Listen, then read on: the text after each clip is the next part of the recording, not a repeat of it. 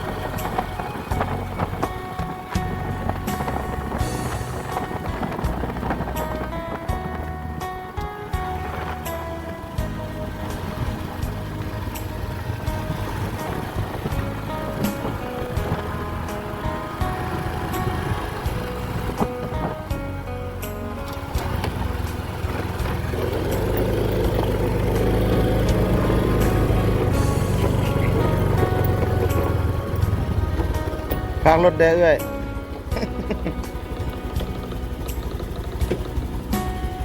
สวัสดีครับพี่น้องมณีกะยินดีเข้าสู่ซองน้ำปลาดมไส้ตามเคยเนาะสวัสดีบาดมไส้กะสิพาพี่น้องเข้าไปเยี่ยมชมติดตามชมเกี่ยวกับภาพบรรยากาศธรรมชาติกับทีมงานบ้านนาเนาะก็คือบาวี่เนาะทีมงานบ้านนาสวยโอกาสที่เพิ่นมากะเพราะว่าได้ไปส่งเพิ่นนะเนาะไปส่งเพิ่นแนะนำเพิ่นเพื่อให้เพิ่นไปแลไปเบิ่งให้เบิ่งส่วนเพราะว่าบัดซุพรในอาชีพหลักก็คือเป็นปลูกพืช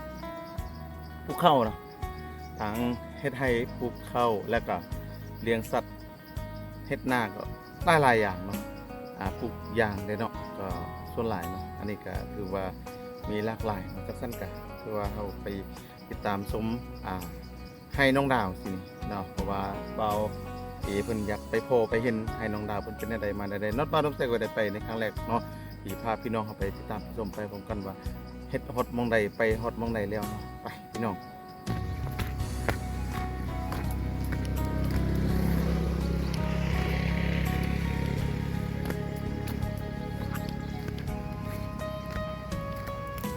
พี่น้องในส่วนก็บ่แม่นว่าสิปลูกแต่ข้าวให้อย่างเดียวนี่พี่น้องเนาะมันก็มีข้าวโพดแล้วก็มี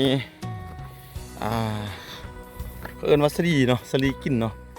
อยู่ในบ้านเฮาก็จะเอิ้นสลีกินเนาะแล้วก็จะประกอบมีอ้อยเนาะอ้อยให้พี่น้องหลายอันหลายประเภทมีหมักน้ำเต้าเนี่ยหมักเพชรยังทุกประเภทเนาะที่ว่าเพิ่นใส่ในไห้เนาะเพื่อว่าเวลาไปให้ไปส่วนมันบ่มีหยังเพิ่นก็จะอาศัยพืชผักสิ่งนี้มาประกอบเป็นอาหารเนาะพี่น้องเนาะนี่พี่น้องเนาะจากมุมสูงลงที่ต่ำเนาะพี่น้องเนาะอันนี้ก็จะเป็นเส้นทางลาดยางเนาะผ่านบ้านสมพรไปเลยพี่น้องเนาะจนฮอดเมืองหุ่นพุ่นแหละเนาะเมื่อก่อนบ่เคยพอแบบนี้เนาะตอนที่ถ่ายคลิปมาบ่เคยเห็นทางงามแบบนี้เนาะครั้งแรกเนาะที่ว่า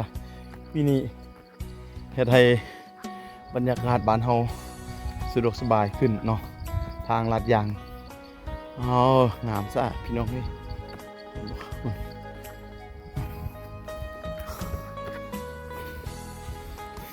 นี่มาฮอดแล้วให้น้องดาวพี่น้องอันนี้ให้น้องดาวเด้อนี่ก็สิเป็นให้น้องดาวแล้วนี่จากน้องดาวสิอยู่บ่เนาะ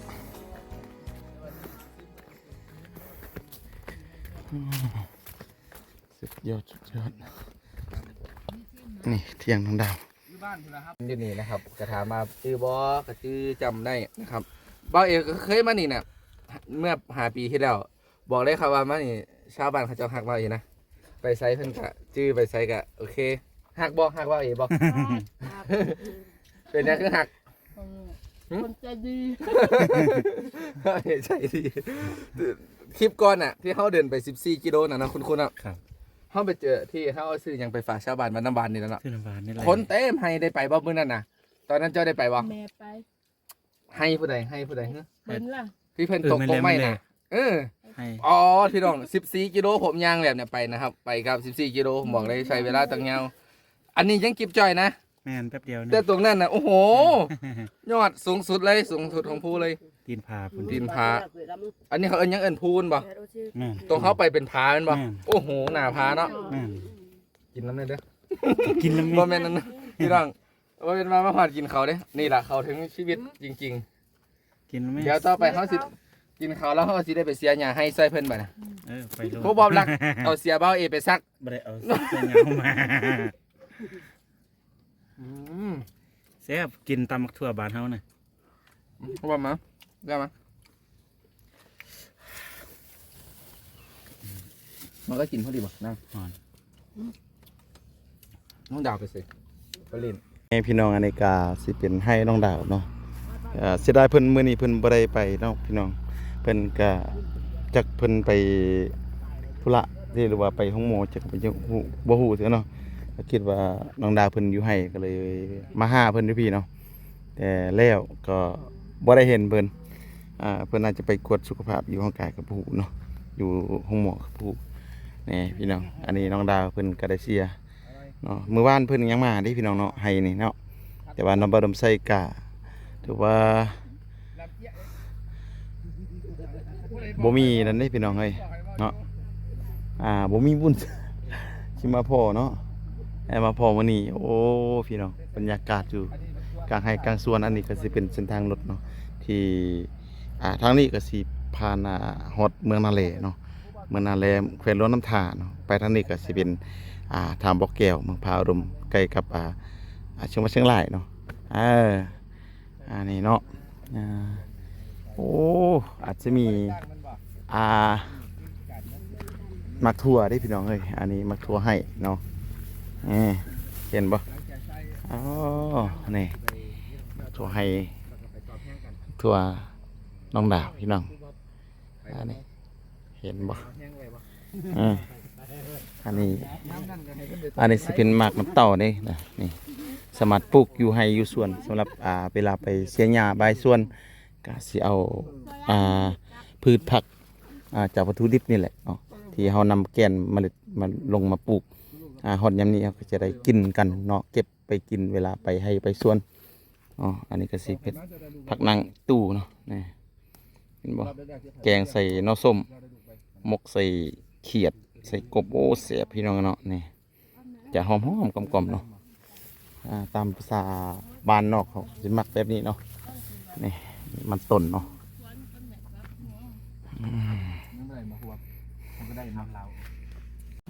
พี่น้องกินข้าวอยู่ให้อยู่ส่วนเด้อพี่น้องอันนี้เป็นตำมักทั่วเอาวัตถุดิบจากธรรมชาติเนาะปลอดสารพิษเนาะแซ่บอร่อยมากนี่อันนี้ก็แกงมักน้ำเนาะแกงมันน้ำเต้าพี่น้องกะบ่มีหยังหลายเด้ในการปรุงแต่งก็สิมีอยู่มักเพชรเนาะก็สิมีอันหัวสีไข่แล้วก็ผงชูรสแล้วก็มีเกลือซ้ำนี่ก็สามารถที่ว่ากินกับข้าวแซ่บพี่น้องเอ้ยอันนี้ก็บ่สิปรุงหยังหลายได้นี่แซ่บบ่นี่ฮะ แซ่บหลาย โถนี่ดูหมดข้าวลายหมดข้าวน้อยโถอันนั้นงอยจากกรอดกินลำโอ้ลำแต่เนาะเสียบเนาะห่อเข้าความใหญ่เนาะมดเนาะพี่น้องนี่มาเด้อกินข้าวนำกันบัดนี้เดี๋ยวกินหมดอื่นกินข้าว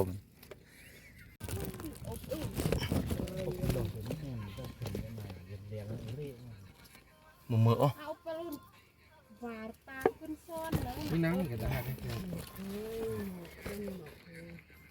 แบบแหมากแก้วสิ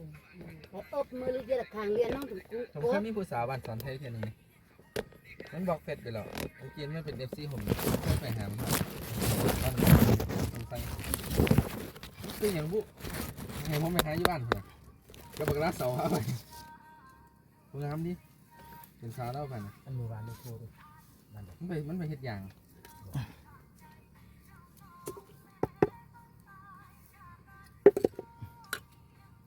อุ่นอย่างพวกนักหัวเสร็จเองเลยมันเหนียวไม่รู้เป็นอ้าว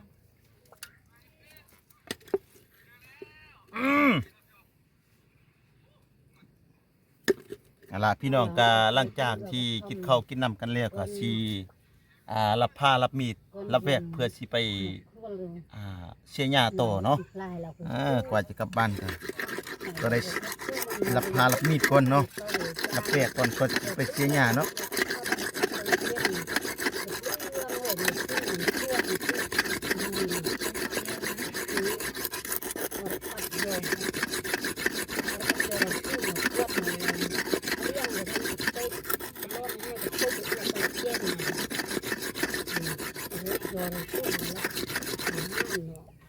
น้องไม่ก็น้องอวดตัวนี้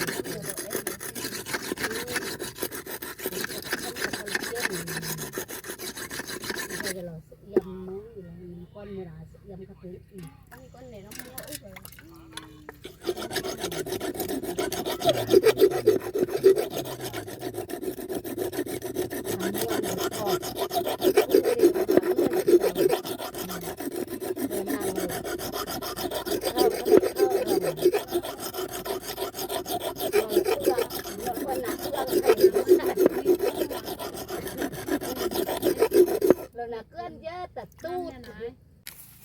พี่น้องหลังจากกินข้าวกินน้ำแล้วก็จะได้สืบต่อเสียหญ้ากันตื่มเนาะโอ้ไปไกลพุ่นเลยเนาะจะได้ลงมือ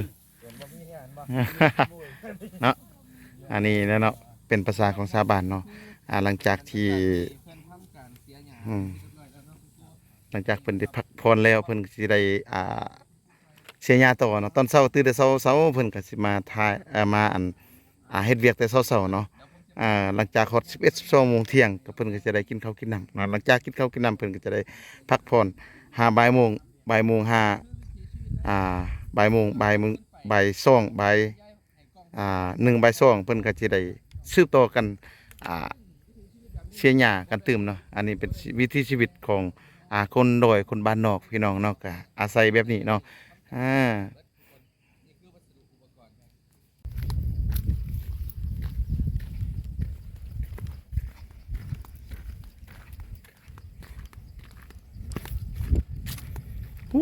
บรรยากาศคัก